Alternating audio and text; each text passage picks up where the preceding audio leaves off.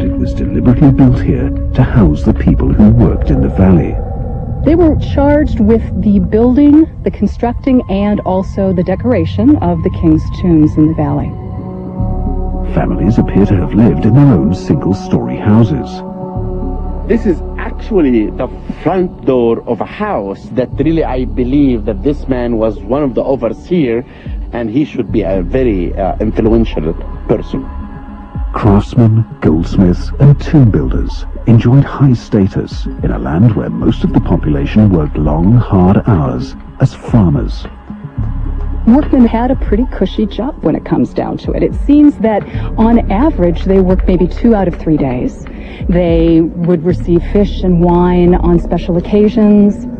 They probably liked the job that they had. As well as constructing the pharaoh's tombs, the citizens of Deir el-Medina built their own. And by examining artwork on their walls, archaeologists can begin to piece together a picture of the people who lived there.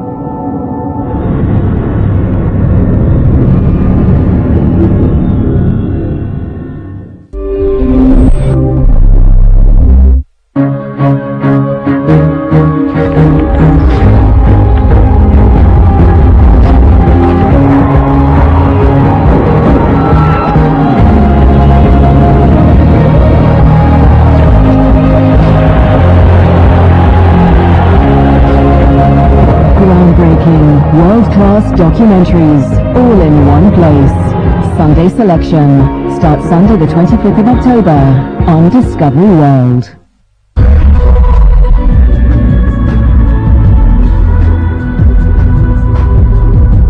From the ancient Egyptian pyramids to modern-day catastrophes, we leave no stone unturned in our hunt for knowledge, continuing to explore the wonders of your world. This autumn on Discovery World.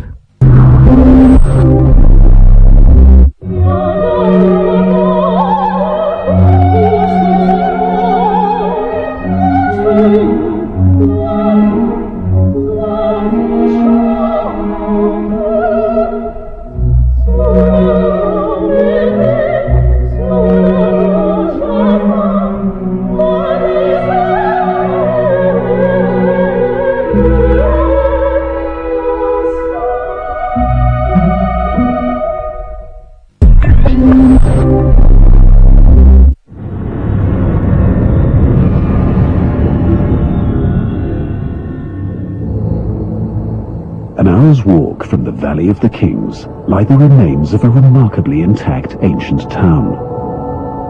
It is a window into the lives of the ancient Egyptians. We can really actually learn a lot about daily life from Deir el-Medina tombs. The art shows a thriving community of prosperous and successful individuals. But the paintings on the walls reveal how the villagers wanted to be seen, not how they actually were. When you look at the tombs, when you look at the monuments, they're on their best behavior, dressed in their Sunday best, living an ideal life. But it's an ideal. But there are clues in Deir el-Medina that do shed light on the private lives of the townspeople. All kinds of things are going on. Stuff that they didn't necessarily want you to know about. The clues are everywhere. The whole cliffs around the city are limestone. So any piece of the mountain that comes off at a nice flat angle like this is a potential riding surface. And this potential was fully exploited by the residents of Deir el-Medina. For the ancient Egyptians, we can compare this to a post-it note. They were able to use these just by stooping down and picking up a piece of stone off the ground. There you go, writing material.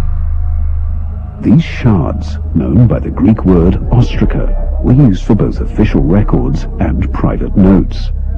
Deir el-Medina gives us a very good idea about a huge cross-section of society, so it's not just men, but women as well. The evidence at Deir el-Medina sheds light on a little-known aspect of ancient Egyptian life, the role of women in society.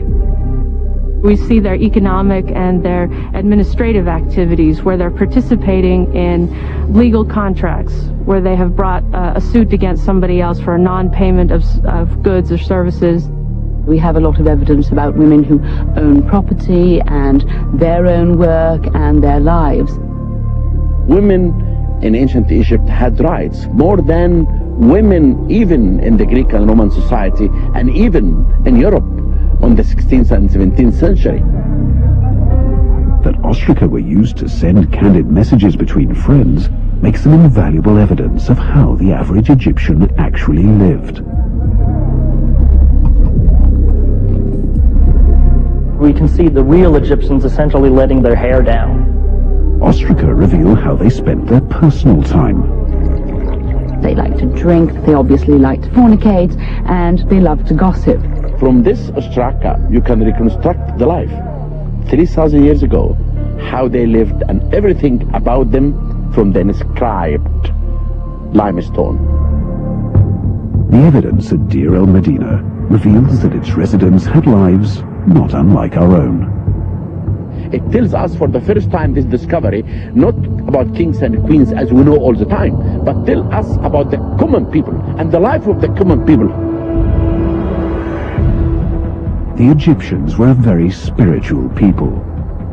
They believed that the dead continued to influence every aspect of life in Egypt from beyond the grave. Next, Zahi Hawass will take us further into this afterlife, reopening a tomb that has remained locked for decades. We'll delve into the workings of a 100-meter-long magical supercomputer and encounter the top 5 archaeological finds that have changed our perception of Egypt's ancient mysteries.